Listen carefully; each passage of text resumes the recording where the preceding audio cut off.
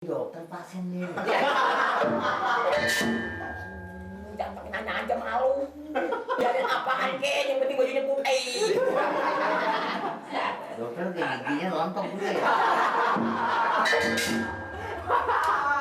Cuma rontok aja mau rontok antepin. Lihat aja gigi orang Ini Pak rontok. makin mari bukan dia mau berobat gigi. Ini maksudnya mau nemuin bos Mamat. Oh, mau ketemu bos Mamat.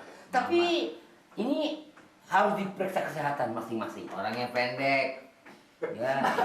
Kecil. Maksudnya dia kalau masuk kemari diperiksa kesehatannya dulu. Maksudnya nggak sembarangan masuk, bukan kayak di rumah kita. Adem, maknya masih adem. Ya. Jadi tujuannya ini kemari, saudara ini juga mau ketemu sama bos Mamat. Ini